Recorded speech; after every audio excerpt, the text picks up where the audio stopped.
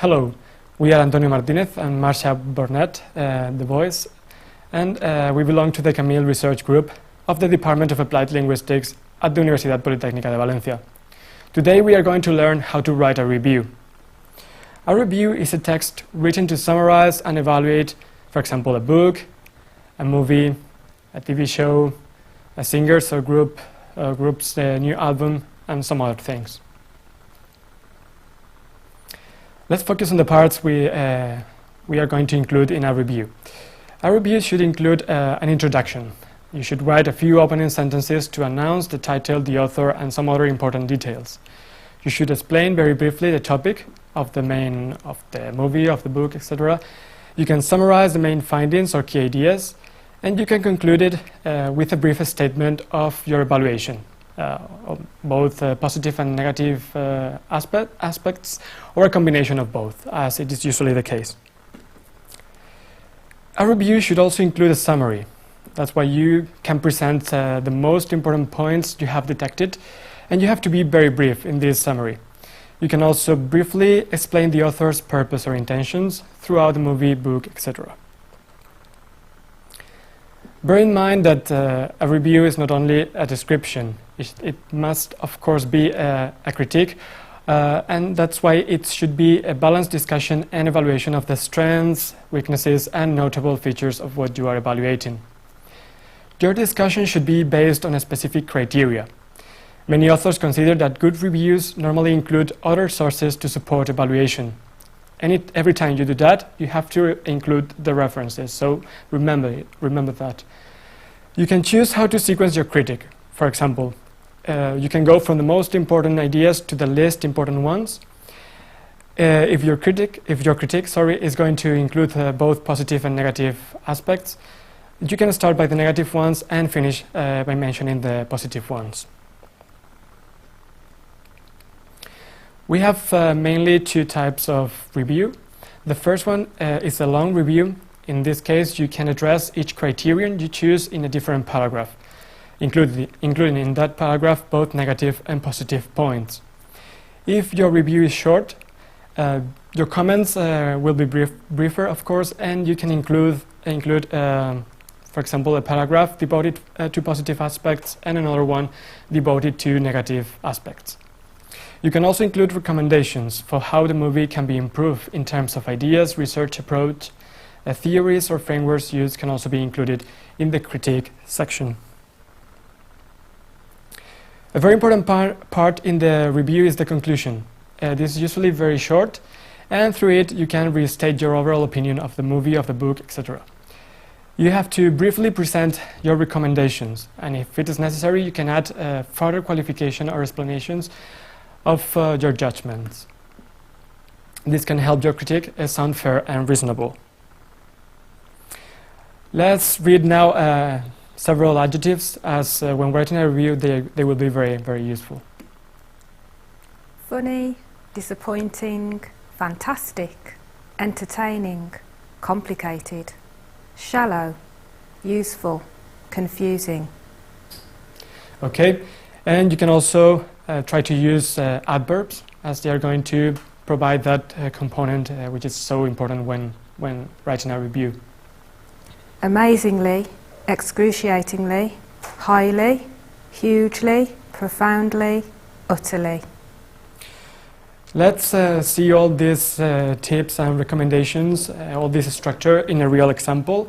In this case, we have a very short review adapted from theguardian.co.uk, and Mª is going to read it and going to highlight the most important ideas and parts you have to pay attention to. From the first sentence, the first word, the first breath, this compulsively watchable picture announces itself as the unmistakable work of Aaron Sorkin.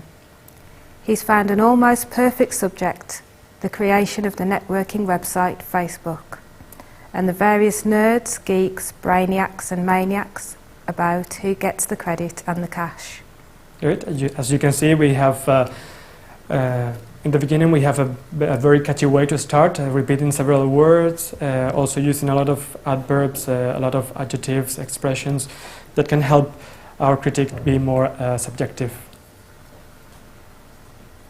Part drama, part conspiracy thriller, the story is adapted from Ben Mesrick's non-fiction, The Accidental Billionaires. The film version perfectly displays Sorkin's gift for creating instantly believable, sympathetic and irritating characters, and the chief of these is Facebook's driving force, Mark Zuckerberg, played with exemplary intuition by Jesse Eisenberg.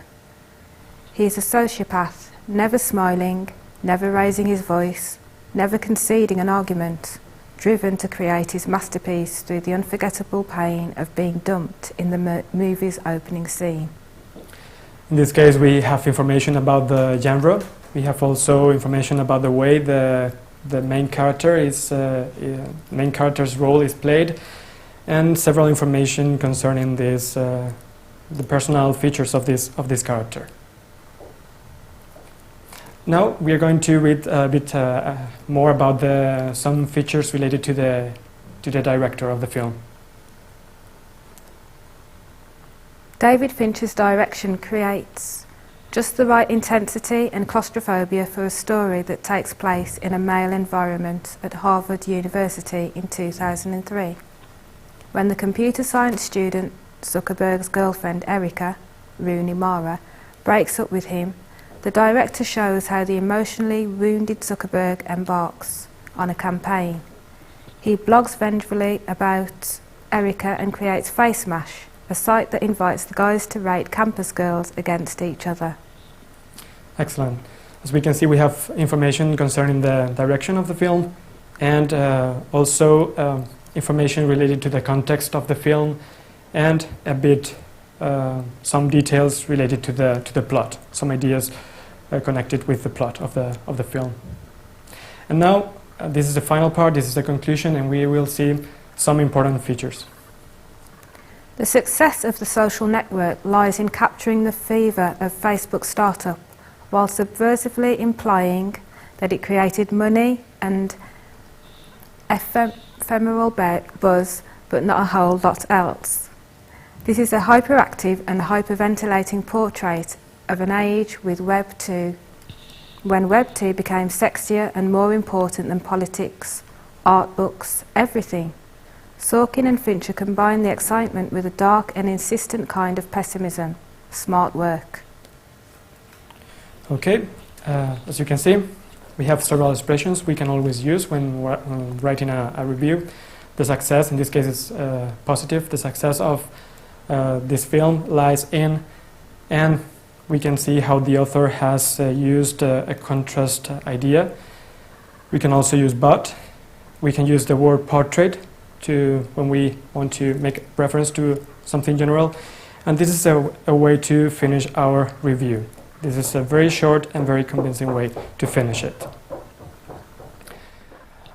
Let's pay attention now to a summary of the main components that a review should comprise.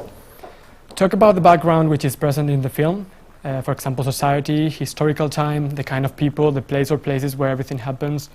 Don't forget about the genre, whether it is a comedy, a horror film, a drama, a thriller, a musical, etc.